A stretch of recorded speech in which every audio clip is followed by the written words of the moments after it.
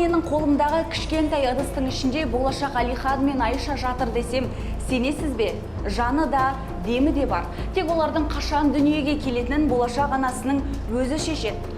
Бұрында аналарымыз күз келсе банка жауып, қыстың қамын жасаса, қазіргі заманауи қыздар болашағын консервілейді. Медицинада бұл трендті криоконсервация, мұздатып сақтау деп атайды. Бұл уақытты тоқтатып, ана болу бақытын сақтап қалу.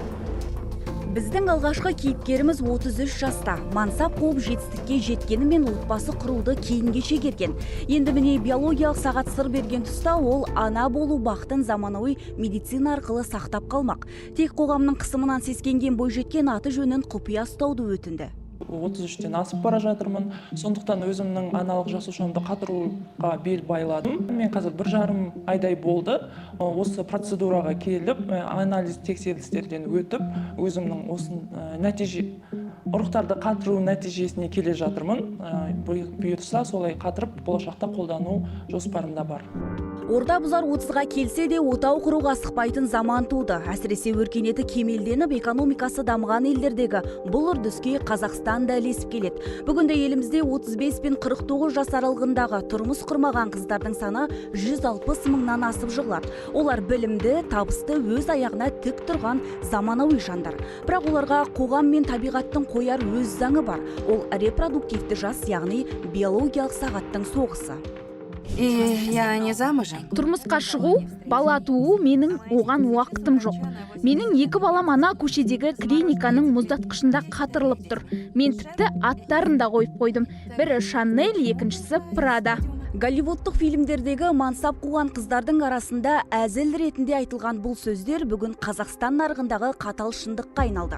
Кинодағы комедия өмірдегі үлкен сұранысқа ие медициналық тренд. Қазір біздің елде де Шанель мен Прада емес, болашақ Алихан мен Айшаларын мұзға қатырып жұмыс істеп жүрген заманауи қыздардың бүтін бір буыны қалыптасты. Аналық жұмыртқа жасушаларды кез келген әйел адам қатыруға мүмкіншілік бар. Бұл жағдайда біз екі мәселені қарастырсақ болады. Екі бағытты деп айтайық. Бірінші бағытта ол өзі үшін аналық жұмыртқа жасушаларын қатыруға мүмкіншілігі бар. Бұл жағдайда жас шектеуі қарастырылмаған. Яғни ана болуды кейінге шегерген әйел адамдар өзінің аналық жұмыртқа жасушаларын қатыра алады. Мұны ғылымда әлеуметтік мұздату дейді. Баяғының әжелері қыз балаға отырып қалма, жасың өтіп барады деп ұрсса, қазіргі 21 ғасырдың қыздары уақытты өздері тоқтатып қоятын болған. Олар ең сапалы аналық жасушаларын -196 градус үскірік аязда сақтап, ана болу бақытын мансап пен бизнес үшін кейінге шегереді. Бірақ бұл табиғат заңын алдау ма әлде амалсыздық па? Тұрмысқа шықпай жатып болашақ баласын мұзға айналдырған қазақ қыздарының құпиясы неде? Осы бөлме криокомната деп аталады. Бізде диуарларымызда эмбриондарымыз, ацеттарымыз сақталынады. Біздің базамызда, біздің клиникамыздың базасында 9 мыңнан астам эмбрион сақталған. Және біздер бір жылда 1,5 мыңнан астам эмбрион сақтаймыз. Біздің номер 1 диуарымызда 20 жылдан бері сақталған эмбриондарымыз бен ацеттарымыз бар. Және бұларға 6 жыл болды. Тұрмыс құрмаған қыздардың пәктігі мен ұят тақырыбы қоғамда әлі де сезімтал. Десе де заманауи медицина бұл тұйықтан да шығар жол тапқан. Қыздық пердені бұзбай-ақ ұрық алудың амалы бар. Екінші бір жағдайда лапароскопиялық, яғни әйел адам жоқ, мен өзімнің қызық пердемді сақтап қалуым керек деген болса, біз лапароскопиялық толыққанды операция жасап, наркоз беріп, жаңағы лапароскоп арқылы пісіп жетілген фолликулдардың ішінен яйцеклеткаларды, аналық жұмыртқа жасушаларды ала аламыз. Екінші бағыт донорлық нарық. Қазіргі таңда экология мен дұрыс тамақтанбаудың салдарынан өздігінен бала сүйе алмайтын әйелдер көбейген. Содан болар елімізде аналық жасушаны сақтап, табыс табатын қыздардың да қарасы қалың. Донор кім бола алады деген сұрақ туындауы мүмкін. Бұл жағдайда бұйрыққа сәйкес 18 жас пен 35 жас аралығындағы әйел адамдар донор бола алады. Ал мұз астындағы жасушалардың қауіпсіздігі қаншалықты қорғалған? Мыңдаған құтының ішінен болашақ сәбилер шатасып кетпей ме? Ал егер әйел адам кейін табиғи жолмен бала көтеріп кетсе, мұздатқыштағы аманаттың тағдыры не болмақ? пациент программа бастағаннан бастап жаңағы эко бағдарламасы болсын, не болмаса өзінің ұрығын қатырып қоюға кезеңнен бастап штрих-код беріледі. Операционный медсестра қабылдап алады, сол штрих-кодпен эмбриолог қабылдап алады. Яғни штрих-код өткізіледі, соған арнайы чашка болады, қатырылу кезеңінде арнайы өзінің соломинкалары деп айтамыз, жаңағы яйцеклеткаларды қатырып қоятын, барлығы штрих-кодпен өтеді. Сол штрих-кодта бүкіл данныйлар шығып тұрады. Бұл тақырып қазір әлеуметтік желіде де қызу талқыланып жатыр. Елімізде аналық жасушаларын алдын ала қатырып қойғанын ашық айтып, бұл қадамын қалыпты дүние екенін көрсеткісі келетін блогерлер де бар. Солардың бірі желіде Ботамия есімімен танылған блогер. Оның берген сұхбаты интернет желісінде лезде тарап, жұртшылық арасында үлкен резонанс тудырды. Менде проблема болған.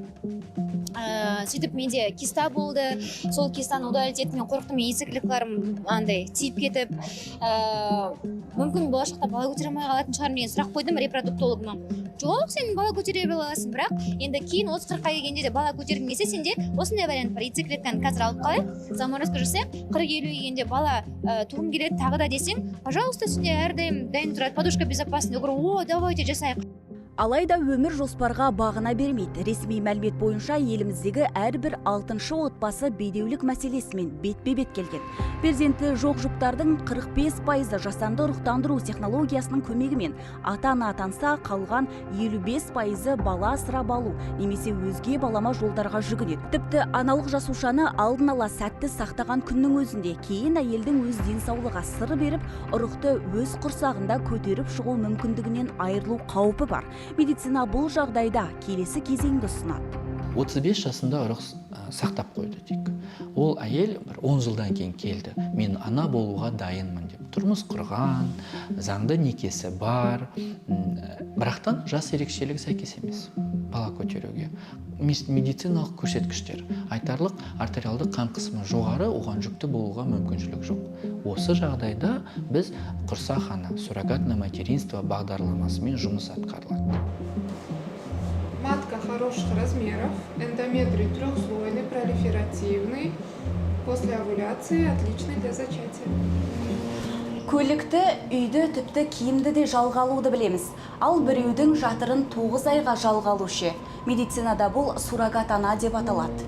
Мұздатылған үміттің екінші көлеңкелі тарауы. Ғылым мен ақша қосылғанда табиғат заңы қалай өзгереді? Мұз астынан оянған жасуша өз анасын танымай, ол бөтен әйелдің қанымен қоректенуге тиіс. Бірақ бұл жай ғана медициналық процесс емес. Бұл бөтен бір әйелдің жатырын жалға алу. Біреудің бақыты өзге біреудің қасіреті мен мұқтаждығынан құралатын суррогат ана индустриясының шынайы бет-бейнесі қандай? Бұл жердегі генетиканы қарастыратын болсақ, яғни әйел адамның, жаңағы ерлі зайыптының әйелі мен күйеуінің ғана ұрығы, солардың генетикасы жатырға салынады. Сол себепті суррогат ана деп айтып тұрық. Яғни ол кісінің болашақ дүниеге келетін балаға еш қатысы жоқ. Мінез құлық қайдан пайда болады? Ол генетика. Түр келбеті, ол генетика. Яғни генетикалық материал тек қана ерлі зайыптылардан ғана беріледі. Мінез құлық соның ішінде. Мұздатқыштан шыққан мөлдір жасуша өз иесіне емес, мүлдем бөтен әйелдің денесіне жол тартады. Осылайша медициналық тренд қатал әлеуметтік драмаға ауысады. Біз құрсағын жалға берген суррогат ананы ұзақ іздедік. Ол есімін жасыруды және бетін көрсетпеуді өтінді. Себебі қоғамның қысымы мен туыстарының қарғысынан қорқады. Бірақ оның бұл қадамға баруы ермек емес. Еңірегенде етегі тулатын шарасыздық себеп болған. Себебі маған қаражат өте қажет болды. Менің айлық табысымнан отбасымды асырай алмадым. Сол себепті осы сұрмамаға келістім. Міне, бұл біздегі шарасыз әйелдердің ақша үшін тәні мен жанын саудаға салған амалсыз әрекеті. Жан түршіктіретін ащы шындық. Суррогат ана болу сырттай бизнес көрінгенімен іштей үлкен трагедия. Бұл мәселеге әлем елдері де үреймен қарайды. Мәселен, суррогат ана болуға Германия, Франция, Италия, Испания мен Швеция сияқты дамыған Европа елдерінде заңмен мүлдем тыйым салынған.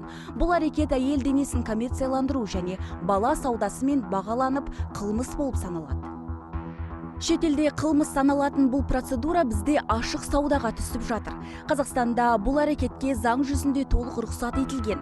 Осы ерекшелікті пайдаланғандар бүгінде медициналық қызметтің бұл түрін әлеуметтік желіде ашық жарнамалап үздіксіз суррогат ана іздейді. Инстаграм мен Телеграм парақшалары кәдімгі құрсақ базарына ұқсайды. Бірі миллиондаған гонорар ұсынса, екіншісі денсаулығында кінәрат жоқ екенін айтып, өзін ұсынады. Суррогат ана іздейміз. Сыйақы 7 миллион, 10 миллион теңге аралығында. Жас талаптары 20-30 жас. Кесіртілігі болмаған, жауапкершілігі жоғары ана іздейміз. Денсаулығы жақсы. Бір баласы болуы шарт. Физикалық және психологиялық тұрғыдан сау. Жаңа өмір сыйлап, өз армандарыңды жүзеге асыруға мүмкіндік. Бәрі дайын, тек сен кел. Я, біздің елде бұл заңсыз әрекет емес. Қазақстан заңы медициналық қызметтің бұл түріне тек рұқсат беріп қана қоймай, оны арнайы баптармен де қорғап қойған. Қазақстан Республикасында заң бойынша суррогат анаға толығымен рұқсат етіледі. Оған жол берілген. Суррогат ана болу үшін Қазақстан Республикасының неке және ерлі-зайыптылар кодексінің 54 бабынан бастап төмен қарай түсіп ақтаруларыңызға болады. Заңдарды сол жақта барлығы көрсетілген 9 тарауында. Суррогат ана болу үшін ең бірінші міндеттеме ананың денсаулығы жақсы болу керек. Сонымен бірге ананың жас айырмашылығы 20 жастан 35 жасқа дейінгі аналар ғана суррогат ана бола алады. Құқықтық тұрғыдан бәрі заңды ақ, бірақ заң құптаған бұл іс дәстүр мен иманды берік ұстанатын қазақ қоғамында ислам жолында қаншалықты дұрыс. Мемлекет рұқсат еткенімен шариғат шеңбері суррогат ана болуды қолдайма. Бала сүйе алмағандардың мұздатылған үміті мен шарасыз әйелдің құрсағын жалға беру әрекеті дін тұрғысынан күнә ме әлде сауап па? Осы сұрақтың нақты жауабын білу үшін біз иман жолындағы дін маманынан сұрап көрдік. Құрсақ ананың жатырына салынатын жасуша ер мен әйелдің жасушасының арасында неке болмағандықтан одан туылған бала да некесіз бала болып есептеледі. Ол нәрсе дінімізде қатаң тыйым салынады. Шариғатта тек ер мен әйелдің арасында неке болған жағдайда ғана одан туылған бала жағы пәк, таза, адал бала болып есептеледі. Мемлекет заңы құптағанымен халықтың иманы сенімі бұл жүйені бірден қабылдауға дайын емес. Заң мен шариғат екіге жарылған тұста бұқара халық қай тарапты қолдайды. Қазақ қоғамы мұздатылған жасуша мен құрсағын саудалаған суррогат аналарға шынайы өмірде қалай қарайды? Бұл шарасыз жандарға жасалған жанашырлық бәлде рухани құндылықтың құлдырауы ма? Біз қала көшелеріне шығып қарапайым бұқараның ашық пікірін тыңдап көрдік. Көзқарастар қақ жарылды. Әркімнің өзінің қалауы ғой енді. Күйеуі келісіп жатса, бала көтер алмай жүрсе болатын шығар. Бәріне бірдей балалы болып нәсіп етпеген. Сол үшін де біреу еркектен болуы мүмкін, біреуінде әйелден болуы мүмкін. Сол үшін де суррогат ана атанып балалы болған әрине жақсы. Жақсы нәрсе емес қой суррогат ана деген. Кез келген ата-ана, кез келген ана болсын, әке болсын, олар ата-ана бақытын сезуге хақылы да. Сол үшін де егер суррогат ана келісіп тұрса, ана болуға, мына тараптан да келісім болса, неге болмасқа? Дұрыс емес қой. Суррогат ана деген өзінің туғанындай болмайды ғой. Нәрестесіз өткеннен кейін оларға жаңа суррогат ана деген әрине көмектеседі. Ажырасуға ешқандай болмайды да, ажыраспайды. Қазір жастардың барлығының денсаулықтары жоқ. Сосын сондайға барады. Ондай болмаса семья бұзылады. Қолдайсыз ба? Әрине қолдаймын. Жалпы бұл әдіс тек қарапайым халықтың арасында ғана емес, шоу-бизнес өкілдерінің де арасында кеңінен танымал. Тіпті отандық және әлемдік жұлдыздардың арасында да осы суррогат ананың көмегіне жүгініп, ата-ана атанып, бүгінде бақытты отбасы болып отырған танымал тұлғалар да аз емес. Олар бұл қадамдарын еш жасырмай өз тәжірибелерімен ашық бөлісіп келеді. Сонымен келісімшарт жасалды, екі жақта өз міндеттерімен танысты. Құжат дәл осы сәттен бастап заңда күшіне енді. Ай есімді келіншек. Міне бұл сізге келісілген алғашқы сыйақыңызбен ай сайынғы күтіміңізге бөлінген қаражат. Ал сіздерді құттықтаймын, бұйырса 9 айдан соң аңсаған сәбилеріңізді қолдарыңызға аласыздар.